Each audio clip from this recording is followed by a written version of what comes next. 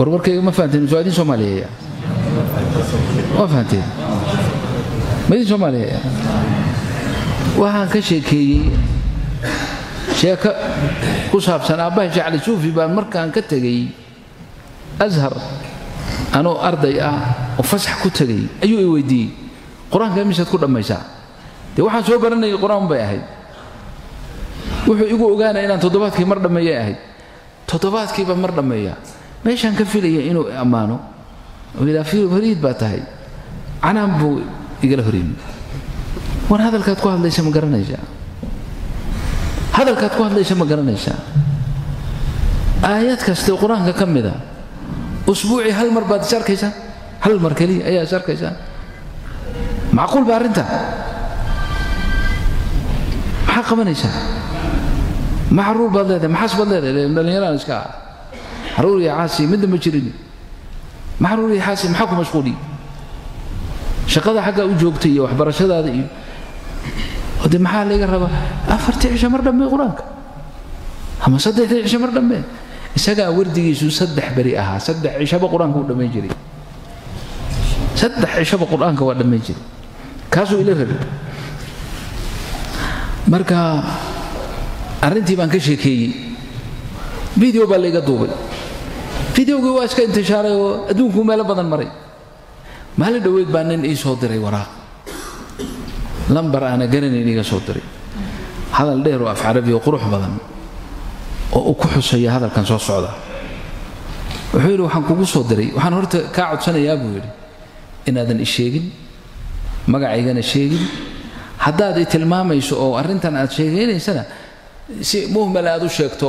qof baa saa laakiin aniga aad i tilmaamin haye wuxuu yiri anigu waxaan ahaa nin dhalinyaro quraanka hore u xifdiyay adduunyadan dhaxgalay mashquul baan iska noqday waxaan filayaa inuu lambarka Turkiga ahaa inuu Turkiga joogo marka laakiin si uu Carabi yahay hadalkiisa sida iga muuqatay xawir adduunyada iyo tijaaradeedii ma dhaxgalay waaban quraankii iska iloobay waxa igu dhacday buu yiri inay soo marto sanad inaan quraanka mar dhameyn markii horena xaafid baan ahaa ومع ذلك ما هي بيرين دين تكفرته تي waxana nin muslim oo salaadiisa tukado oo waliba afkaartiisi muyulkiisu dhan islaami yahay laakiin quraanka shaqo isku manaan lahayn wuxuu yiri maqtaan aadubtay baa soo gaaray bartii baan oo him bilaabay buuri aad baan oo buuri markuu aabaha kuleeyahay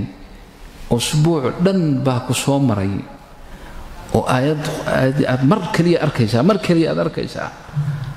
أنا أوجهي ويرو إسكار ده في سنة دينا أنا آيات دي مرة أركيو أما أنا أركب بقى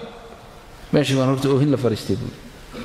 وحنا وجهي بويري أنا حي قلوين كلي القرآن كي كهجرو دين هل كيبان إلهي بلان كلا قليل بلانتي أن قليل محي نقط إن سدح بريبا عن قرآن كدم بيو هذا وحير الحمد لله لبسنا إيشو قدبتي لبدا سنة إيشو مرتي وردي قايم دافن بوري صدحدي 10 مر بان قران كدميا صدحدي بريبا مر بان قران كدميا بوري قرانكي با سهلناداي بوري عربكيغي با اسكا قبسدي بوري مeel kastoon tago waan iska dareerinaya ma ba aamusi karo buu barakada aan ka helay quraanka iyo wardigiis marka ajirkaas kalimada aad meesha maalinta ka tiri in aad ilaahay uu ku siiyay baan rabaa inaan ku sheego mid kalena ay mawcida dadka kale u noqoto iyo waana u noqoto waraaq man ka dabageeyo waxaan leeyahay kalimadaada waan arkay risaaladaada waan arkay anna waxaan ka baryayaa inaad ii soo duceyso maxaa yeelay nin walba soo umniyo male iyo yididiile iyo meel inuu gaaro waxyaalaha ugu weyneen ilaahay ka rajaynayo ilaahay ka baryayo kan ilaahay ku gaarsiiyay waa adiga oo ah saddexdii bari min mar quraanka dhameeyay igu soo ducey anna ilaahay isaaga dhaw لازم أقول بركة وحوي وجه